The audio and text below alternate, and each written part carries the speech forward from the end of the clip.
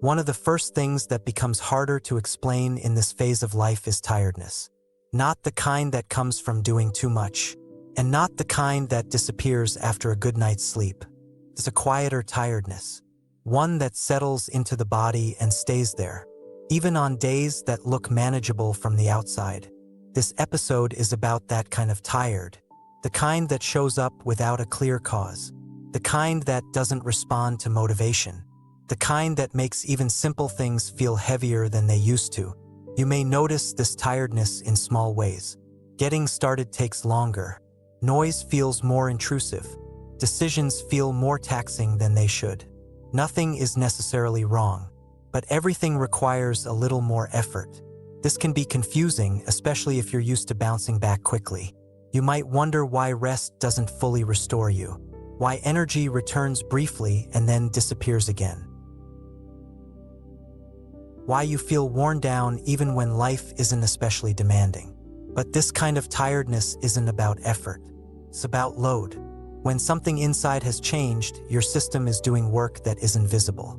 It's integrating, reorganizing, letting go of structures that once held everything together. That work doesn't always feel emotional. It doesn't always show up as thought. Often, it shows up as reduced capacity. Capacity is different from motivation. You may still care about what you're doing. You may still want to engage, but the amount of energy available feels limited or inconsistent. Some days you can manage more.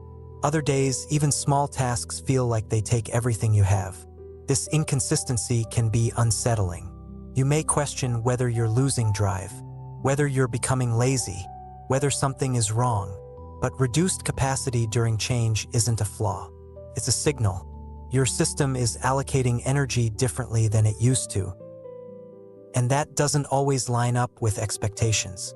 One of the harder parts of this stage is how tiredness intersects with responsibility. Life doesn't pause because you're adjusting. Work still expects output. People still expect presence.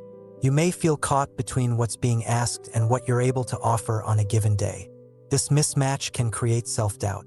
You may wonder if you're falling behind, if you're letting others down, if you should be doing more. But tiredness isn't failure. It's information about where your resources are going. This episode isn't here to tell you to push through, and it isn't here to tell you to stop. It's here to name something that often goes unspoken. That tiredness during periods of interchange is not something to fix. It's something to recognize.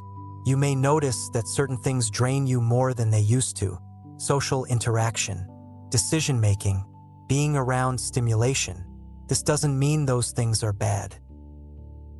It means they cost more right now, and you're allowed to account for that. You're allowed to choose where your energy goes. You're allowed to be selective. You're allowed to pace yourself without turning it into a problem.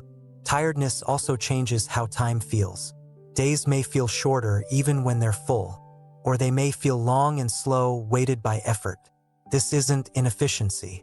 It's the subjective experience of operating with different internal resources. There's often guilt that comes with this. Guilt for resting, guilt for not doing more, guilt for needing space. But needing space isn't indulgence.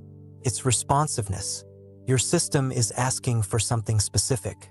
Listening to that isn't weakness. It's alignment. Another quiet difficulty is that tiredness can make everything feel slightly more distant, less vivid, less urgent. This isn't disinterest. It's conservation. Your system is prioritizing stability over intensity. That doesn't mean you're checking out of life. It means you're adjusting how you're in it. This season isn't about restoring who you were before. It's about allowing who you are now to function within the reality of changed capacity. That may mean living more slowly for a while. It may mean saying no internally, even if you don't say it out loud. It may mean letting some things wait. None of that requires explanation. You may notice moments when energy returns unexpectedly. You feel focused, engaged, present, and then, just as unexpectedly, it fades again. That doesn't mean the energy was borrowed or false. It means energy is finding its way back gradually, testing the ground, then retreating. Nothing about this needs to be forced. Forcing consistency when capacity is shifting often creates more strain. This episode isn't here to encourage productivity or recovery. It's here to normalize the experience of living with changing energy without turning it into something personal. If you're listening to this while feeling tired in a way that doesn't fully make sense, you're not imagining it. And you're not alone in it. There's nothing you need to correct, nothing you need to overcome.